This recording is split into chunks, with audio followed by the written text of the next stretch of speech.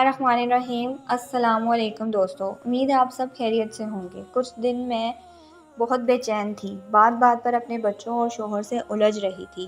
2-3 بار تو شوہر سے باقاعدہ جھگڑا بھی کر چکی تھی۔ وہ بیچارہ شریف سا انسان میرے رویہ دیکھ کر پریشان اور الجھا سا پھر رہا تھا۔ میں بھی کیا کرتی، سر کا درد کم ہونے کا نام ہی نہیں لے رہا تھا۔ یوں لگتا تھا کہ کوئی اندر سے ہتھوڑے مار رہا ہے، تو کوئی کام ٹھیک سے ہو ہی نہیں رہا تھا، کھانا پکایا نہیں جا رہا تھا۔ 2-3 بار میرے شوہر کی امی نے کہا کہ بہو کو کچھ دن کے لیے ماں کے گھر بھیج دو، کام کے بوجھ سے چڑچڑی ہو رہی ہے، کچھ دن رہ کر آئے گی تو ٹھیک ہو جائے گی۔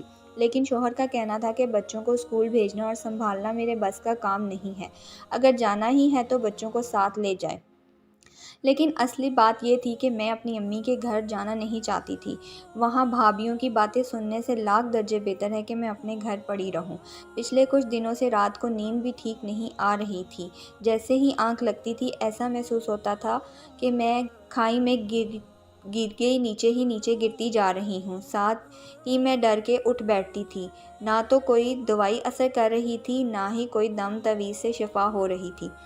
اگلے دن دوپہر کے وقت میں ایسے ہی لیٹی بے چینی محسوس کر رہی تھی۔ اچانک مجھے اپنے سانس رکتے ہوئے محسوس ہوئے اور جسم شدید گرم ہونا شروع ہو گیا، جیسے بہت تیز بخار ہو۔ گھبراہٹ حد سے زیادہ بڑھ چکی تھی۔ میں نے اٹھ کر پانی کے چند گھونٹ پیے اور تازہ ہوا لینے چھت پر چلی آئی۔ حالانکہ اوپر دھوپ ناقابل برداشت تھی، مگر کھلی ہوا میں آ کر مجھے کچھ سکون محسوس ہوا۔ چلتے چلتے میں چھت کی دوسرے کونے پر چلی گئی اور یوں ہی غیر ارادی طور پر ہمسایوں کے گھر میں جھانکنے لگی۔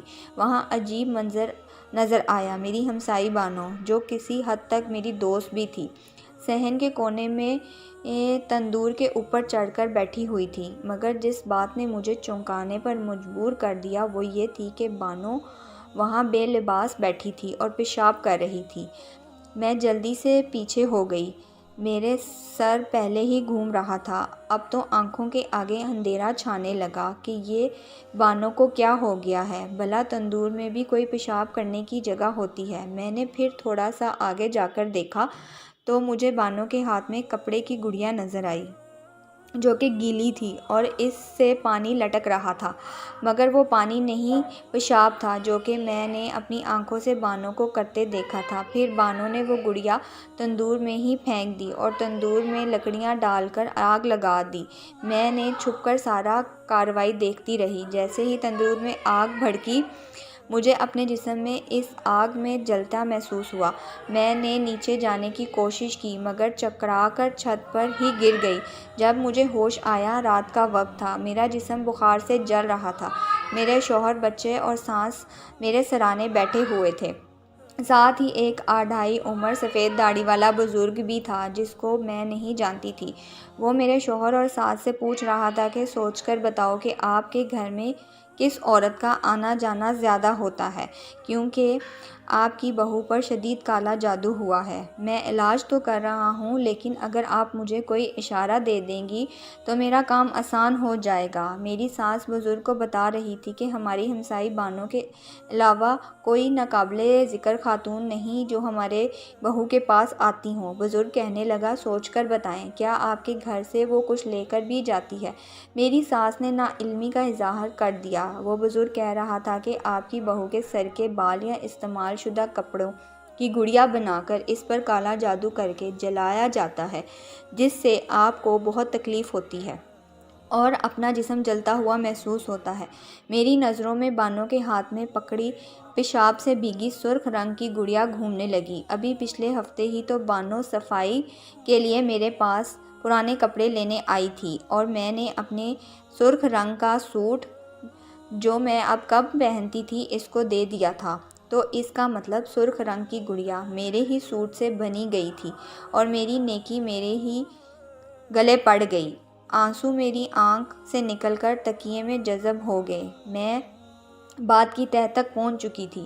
اگر اس دوپہر میں چھت پر نہ جاتی تو پتہ نہیں وہ دوست نما ناگن کب تک مجھے ڈستی رہتی۔ حالانکہ میں جانتی تھی کہ میں نے اپنے سسرال میں صرف ایک ہی لڑکی سے دوستی رکھی تھی اور وہ تھی ہماری ہمسائی بانو۔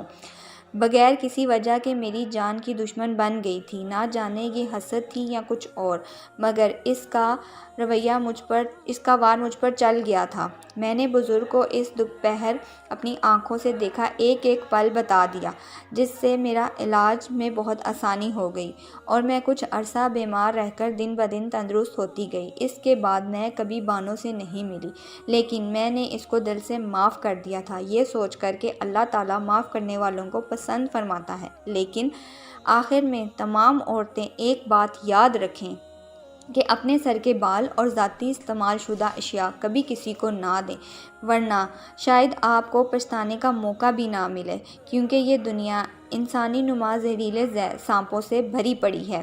کیونکہ آج کل کوئی بھی ایک انسان دوسرے انسان کو خوش نہیں دیکھنا چاہتا، کی کوشش نہیں ہوتی اس کے پاس جو کچھ ہے وہ ہمارے پاس آ جائے۔